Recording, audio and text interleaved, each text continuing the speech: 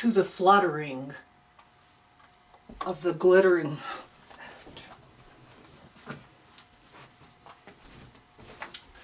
Due to the flooding of the glittering fourth world, the inhabitants had to now come into a new world. It was first man, first woman, first girl, and first boy. First man brought with him his knife, made of stone and bone. He brought with him his bow and arrows. He brought with him his quiver so that he would have arrows aplenty. And he came into this new world knowing that much needed to be done to protect the people. Most importantly, he had brought with him his medicine bundle from the lower world. First woman came also, and she had with her weaving supplies. She also had with her the eagle feathers that she had taken from the eagle that had roosted at the top of the reed as the people climbed from the fourth world to the new present world. And so she had those feathers, those with her. And so the people now had to decide what would happen. First man and first woman directed them.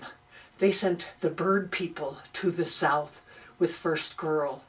They sent the animal people to the west with first man. They sent the insect people and the crawlers to the north with first boy. And they sent the Dene to the east with first woman. The other tribal people that had come with them, the Hopis, the Utes, the Apaches, and the Comanches, wanted to live in their own separate homelands. And so, upon a rainbow, they used it to climb and to travel over into new islands where they would live, separate and apart from the Navajos. The Hopis would establish villages with their sacred Shalako deities to guard and to guide them through their lives. The Apache people would live on the plains in teepees and be part of the plains horse culture as they hunted and gathered in their new land.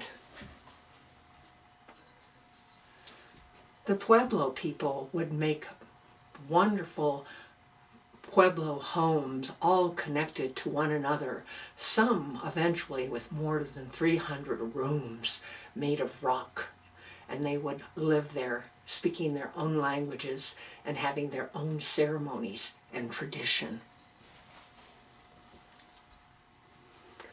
In this new world, though, were not only the bird people and the animal people, the insect people and the crawlers, the Dene, the Hopis, the Utes, the Apaches, the Comanches, but there were also monsters that lived on this island where they had come into the present world.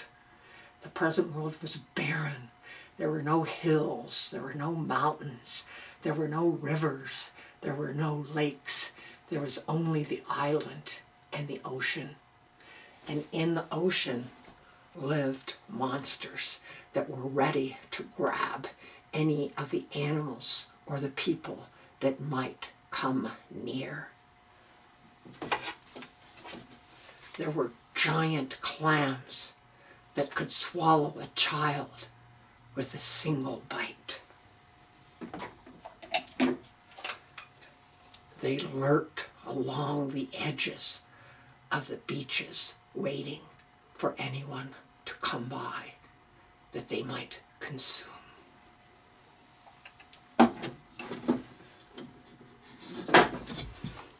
In the water were giant fish with 2 sets of sharp teeth, and they could see from the beach the fins of these giant fish that lived in the ocean.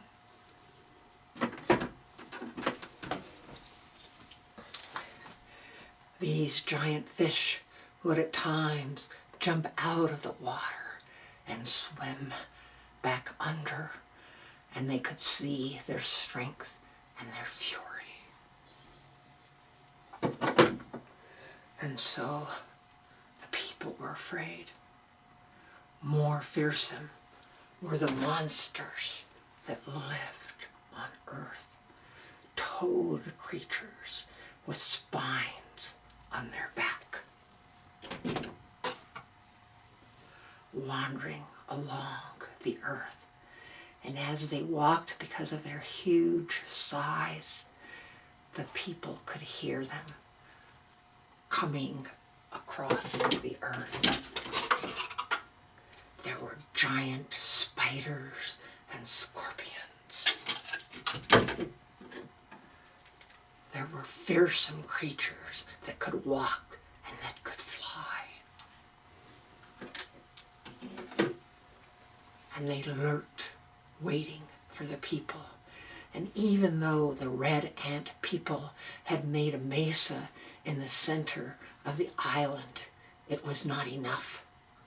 First Woman sent the animals to build walls, to build barriers along the island to protect against these monsters that roamed the earth, waiting to consume the Navajos.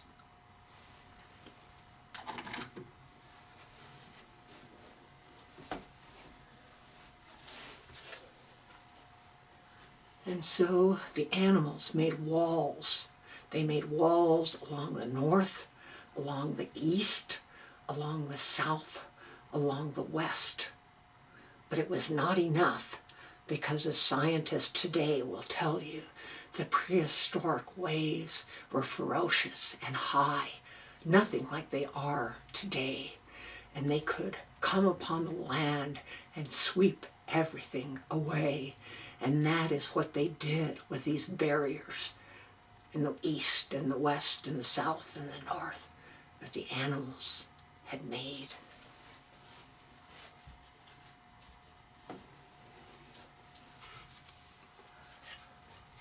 The cranes and the herons and the geese and the grebes living near the ocean were doing their best to make the land habitable.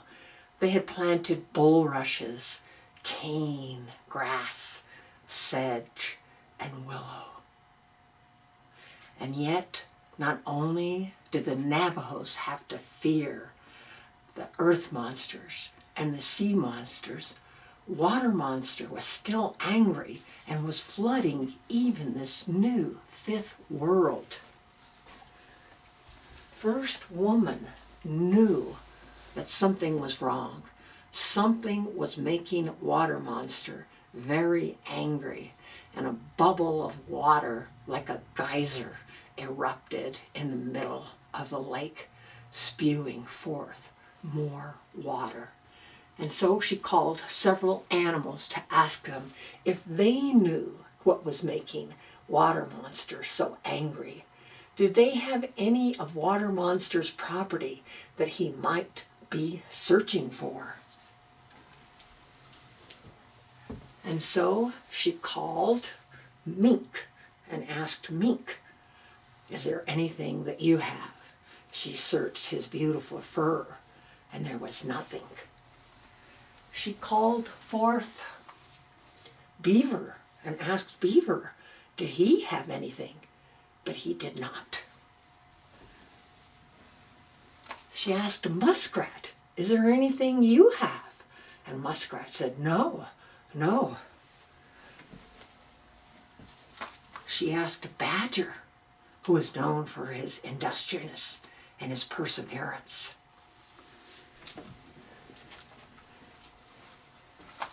She asked Wolf, did he know? And he did not.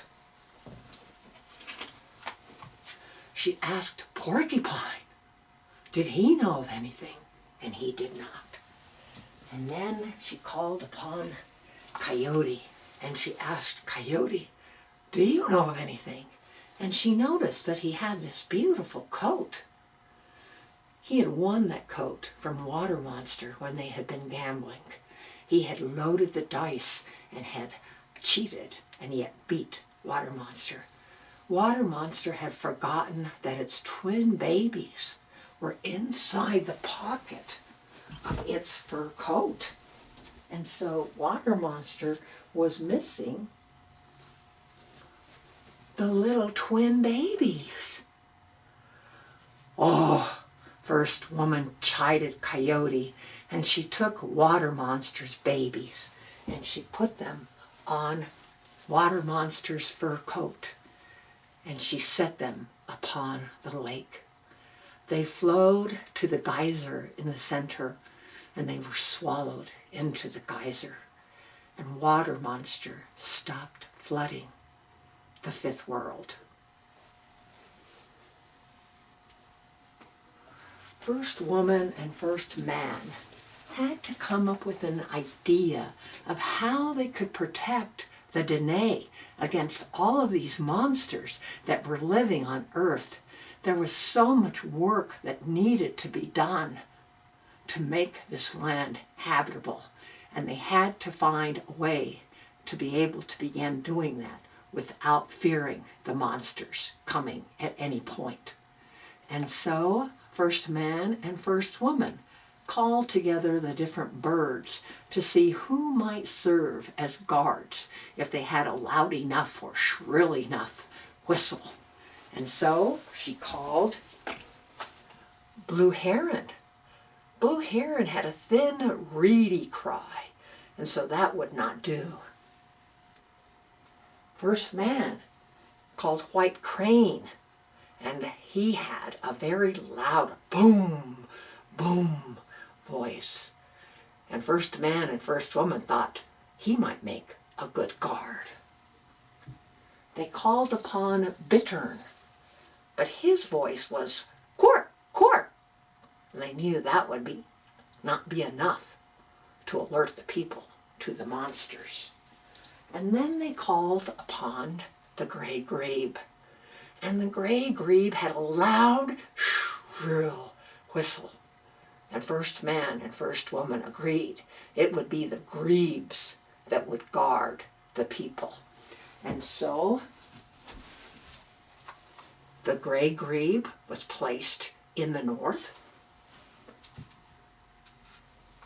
The Blue Grebe was placed in the west. The Yellow Grebe was placed in the south.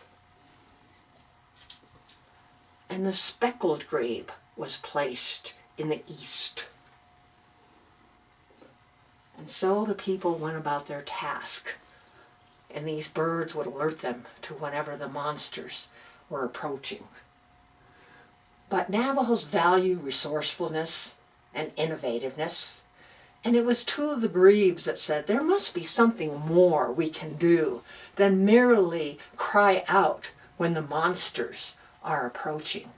And so Yellow Grebe and Speckled Grebe decided, we will create rattles and make sound, pleasing sound, that will attract the monsters.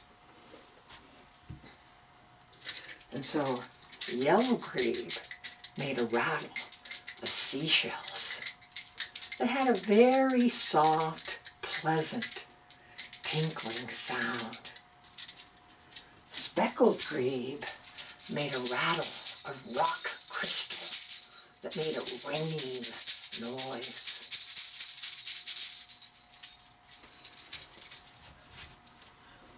The two of them approached the monsters, limping and flipping their wings as if they were hurt. And so the monsters came closer. The sounds were pleasing, and they approached each other. They couldn't see very well because they had hooded eyes, and they stayed in their own areas. And as they were following these tinkling, ringing noises, they crashed into each other. And they were angry because each thought the other was impeding on its territory. They began to fight, and there was such loud noise and crashes upon the earth, and the first people feared what might happen. And so they fought until they were near death, and then they each crawled away to their own lairs, where they bled to death. And that is why there is red stone in different places on the Navajo Nation. The other monsters also came to the same fate. And now today, when archaeologists dig on the Navajo Nation, they find many bones of monsters from the past. And they know that these were the monsters that terrorized the Navajo people as they came into the present world. The other reason the Navajos feared these monsters is because their babies were also on the surface of the earth. They knew they could reproduce, and if something was not done, the Navajo people would live forever in danger.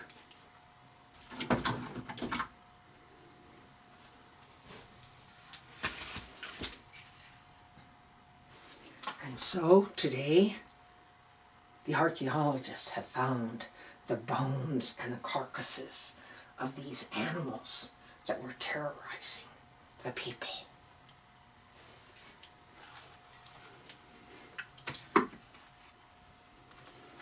Now then, first man and first woman were very, very grateful to the Grebes for what they had done.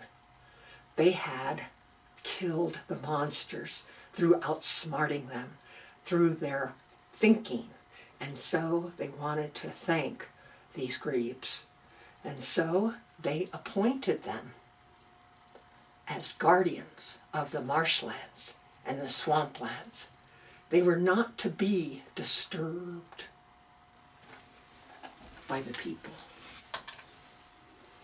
And the monsters, they were gone, leaving only the red soil from their blood and their bones that dried and sunk into the soil as it was buried by the wind.